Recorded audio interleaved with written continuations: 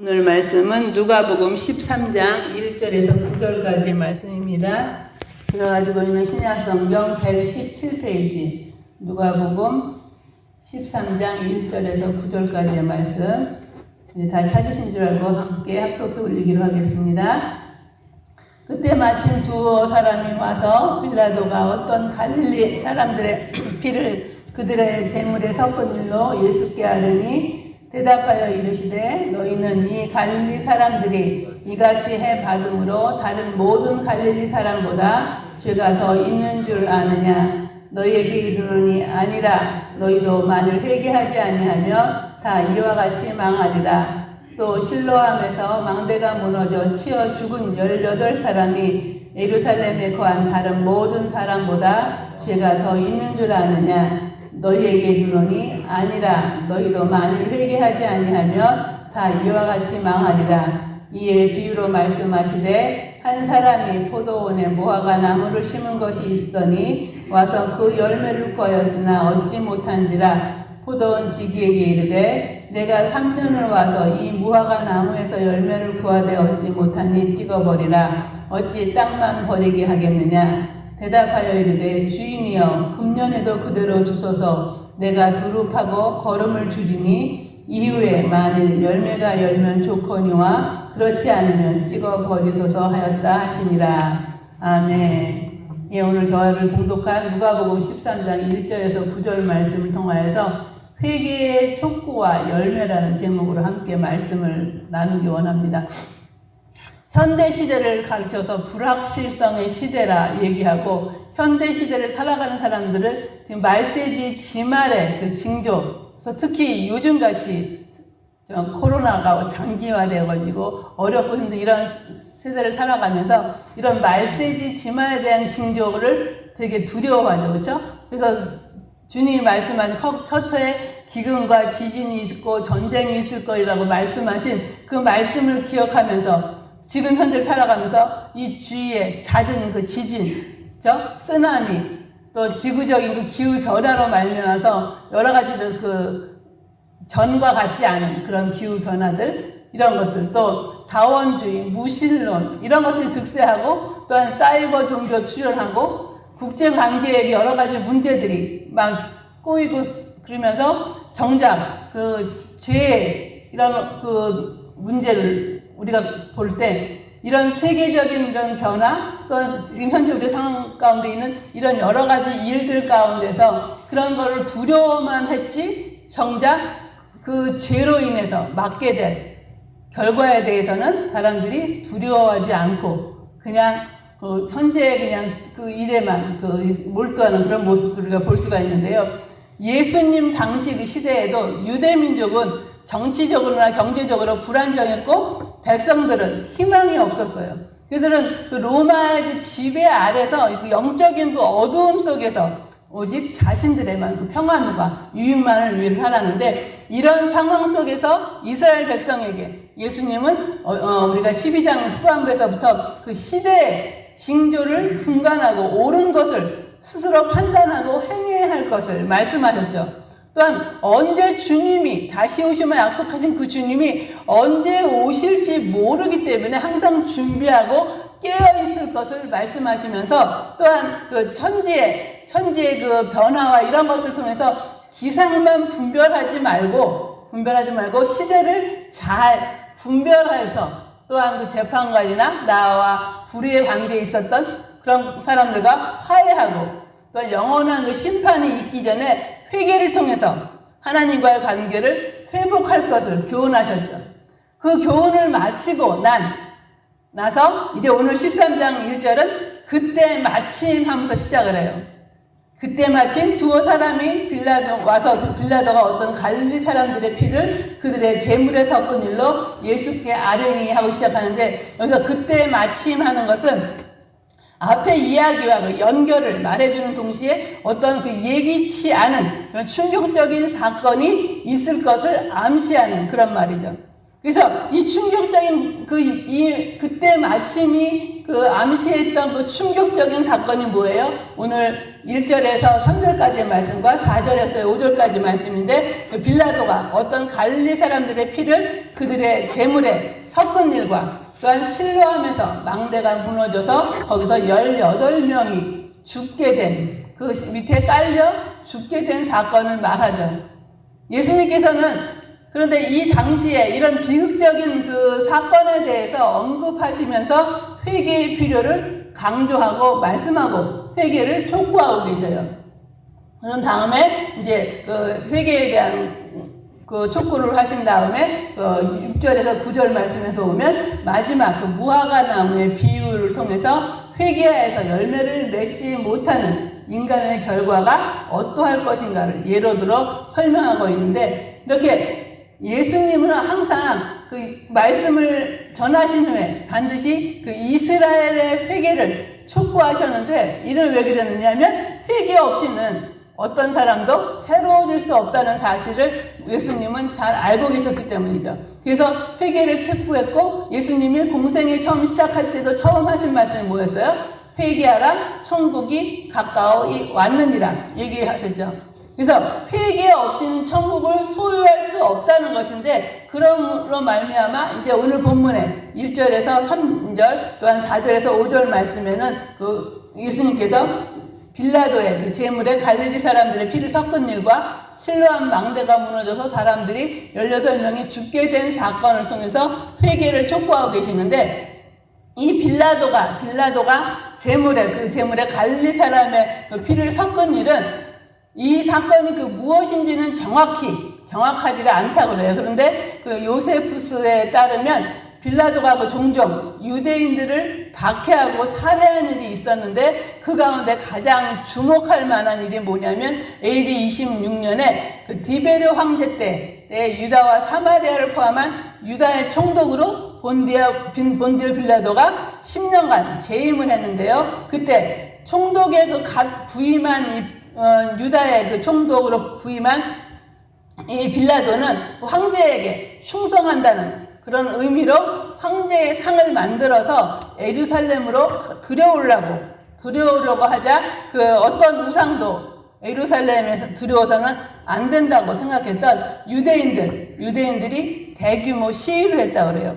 그래서 유대인들의 행태를 그 더 이상 참을 수 없었던 그 빌라도는 군인들을 동원해가지고 무자비하게 그 유대인들을 학살하고, 그러자 그 유대인들이 정말 땅에 엎드려서 아예 그럼 우리를 짓밟아 가든 죽이든 그런 표시로서 땅에 엎드려서 대항을 하자 결국 그 빌라도가 예루살렘에서 그 황제의 상을 철거해야만 했던 이 사건.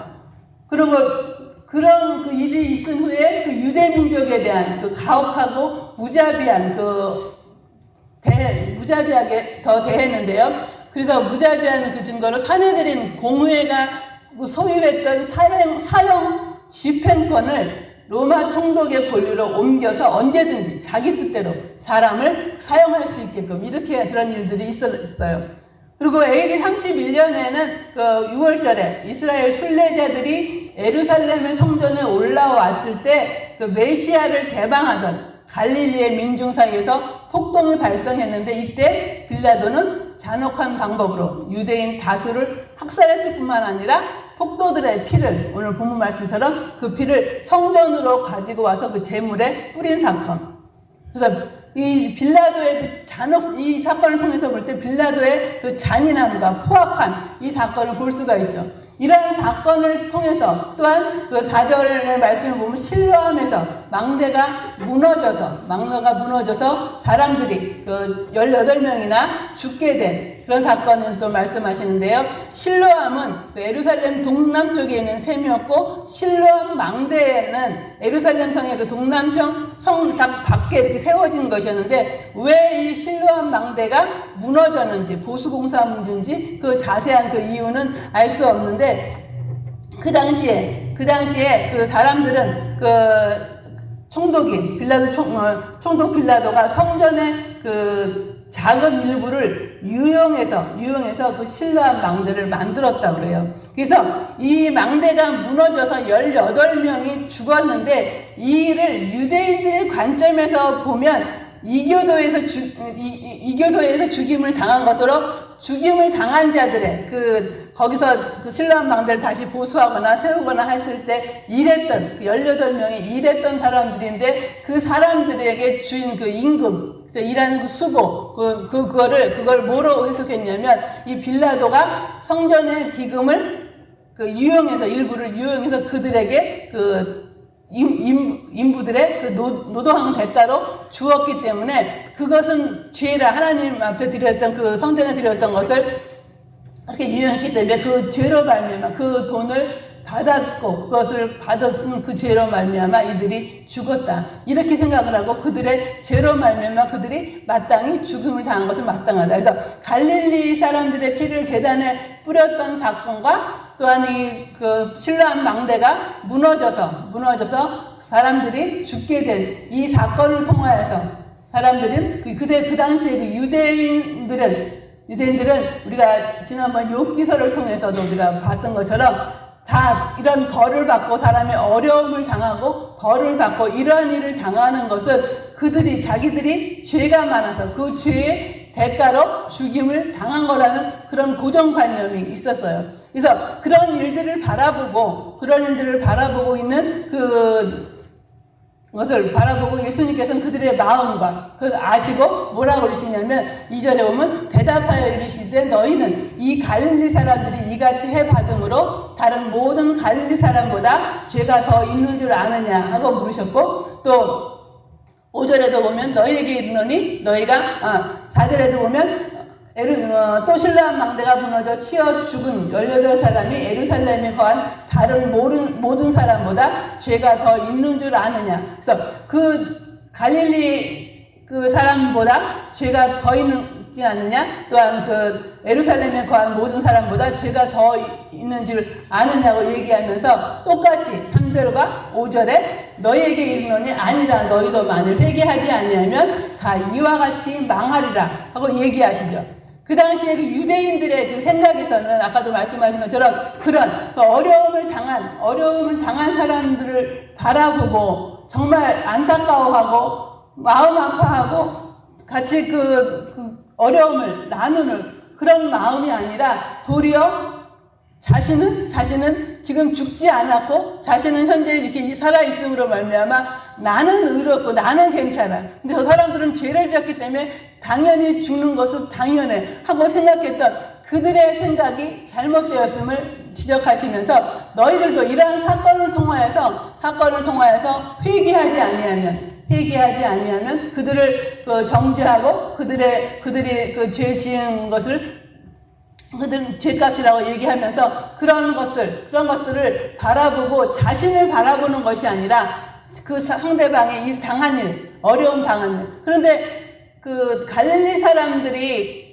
당한 사건 통해서 볼 때 처음에 얘기했던 예루살렘으로 황제상을 드려오라 했을 때 그 사람들이 죽었던 이 사건은 그들이 죄가 아니라 당연히 믿는 사람으로서 하나님을 어떤 우상도 세우지 말라 했던 그 일로 말미암아 죽은 그 일은 죄가 아니잖아요. 그렇죠? 당연히 그런 싸워야 순교에 해당하는 것인데도 불구하고 그 당시에 사람들이 죽게 되어지는 모든 것이 사람 자신들의 죄로 말미암았다고 고정관념이에요. 그들의 또 종교적 생각의 의식 속에서는 그러한 것이 있었다는 거죠. 그래서 그런 것을 예수님께서는 책망하시면서 너희에게 이르노니 아니라 너희도 만일 회개하지 아니하면 다 이와 같이 망할 것이라 얘기하시면서 예수님은 그들의 죽음이 개인의 죄악에 대한 하나님의 징벌이 아니라 이스라엘의 그 일들 사건들을 바라보면서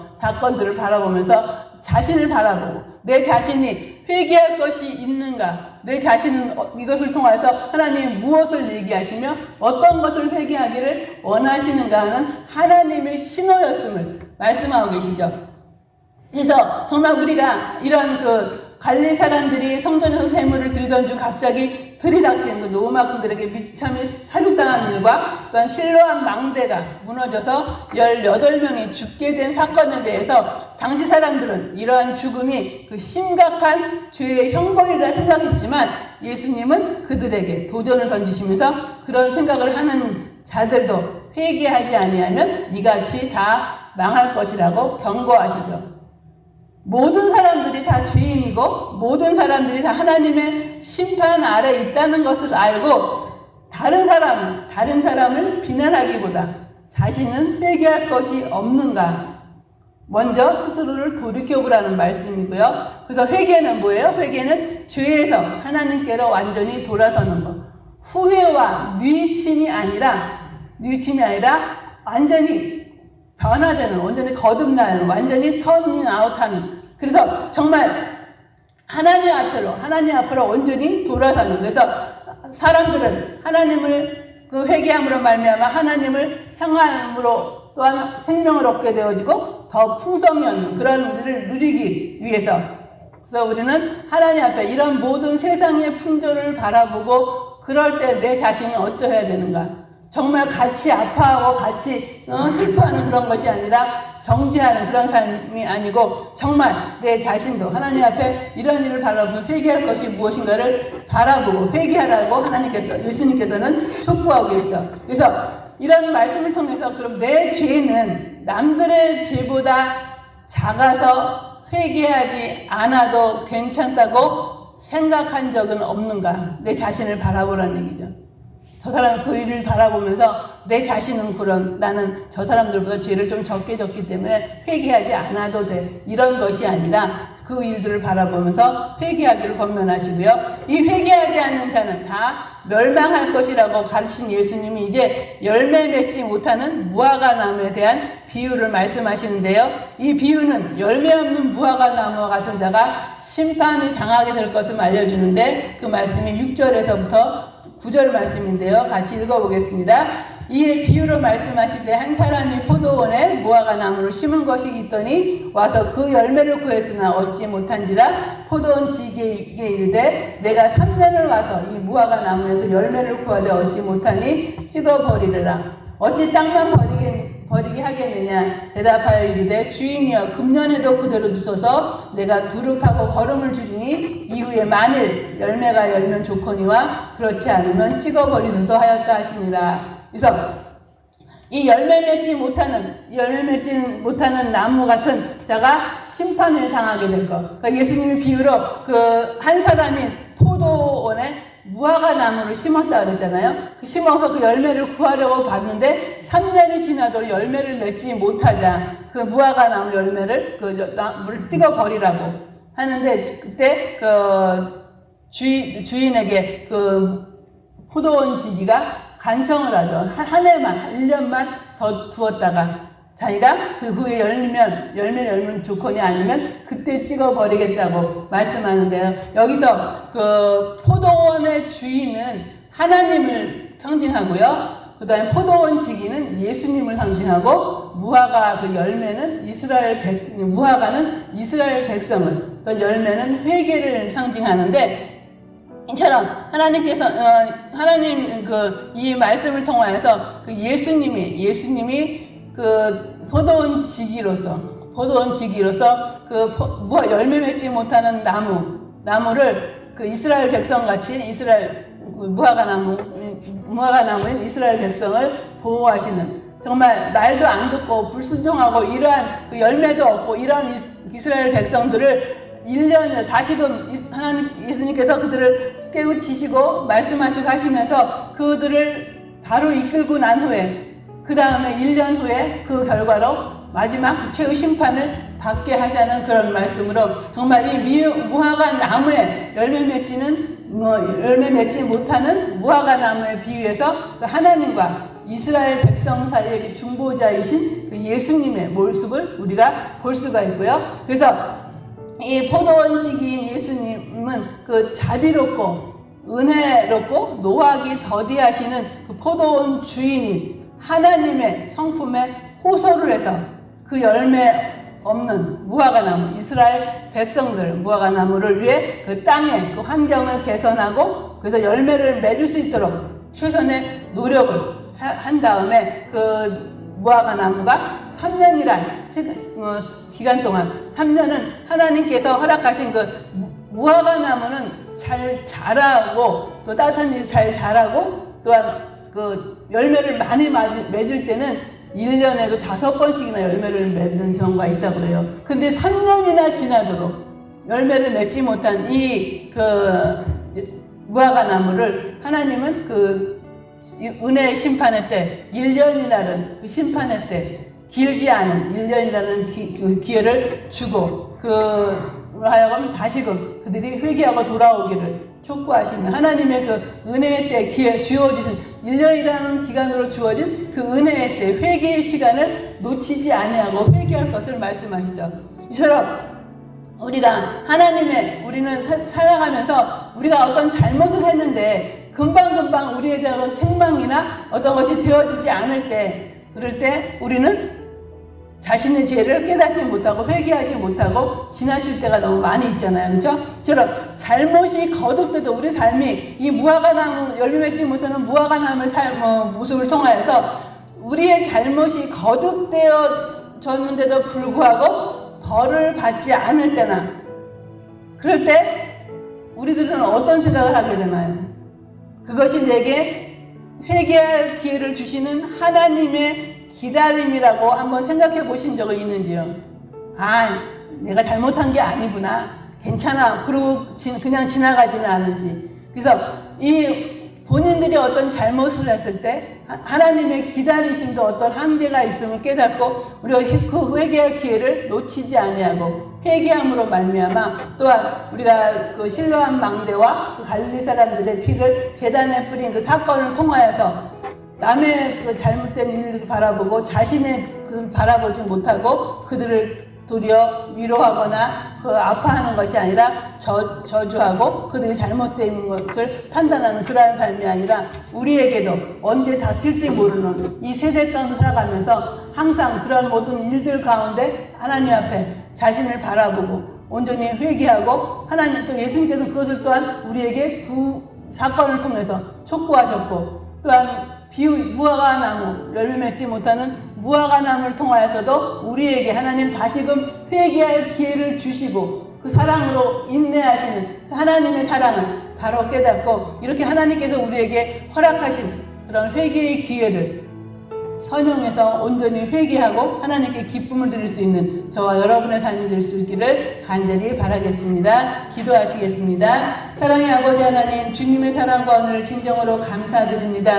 오늘 말씀을 통하여서 우리에게도 하나님 큰 사랑을 베풀어 주시고, 우리들이 다른 사람의 허물을 지적하기보다 우리 자신들의 허물을 바라보고 회개할 수 있는 그런 마음 허락하여 주시옵시기를 주님 간절히 원하고 기도합니다. 진정으로 회개함으로 말미암아 우리에게 허락하신 그 기회에, 하나님께서 내게 허락하신 그 기회에 하나님이 기뻐하시는 귀한 일들을 행할 수 있도록 주께서 인도하여 주시고 역사하여 주시옵기를 주님 간절히 원합니다. 그래서 우리가 진정으로 이 마지막 때를 말세지 지만을 살아가는 저희들의 삶이 늘 깨어 기도하며 하나님 앞에 온전히 회개하며 다른 사람들 눈 속에 있는 티를 볼 것이 아니라 자신의 눈 속에 들보를 바라보고 깨닫고 회개하는 마음으로 살아갈 수 있게 도와주시고, 또한 아버지 하나님께서 허락하신 그 기간에 진정으로 온전히 회개함으로 많은 열매를 맺는 그러한 우리의 삶이 될 수 있도록 주께서 인도하여 주시기를 주님 간절히 소원하오며, 그렇게 하시기를 원하셔서 오늘도 말씀으로 인도하여 주심을 믿사옵고 예수님의 이름으로 감사하며 간절히 기도드리옵나이다. 아멘.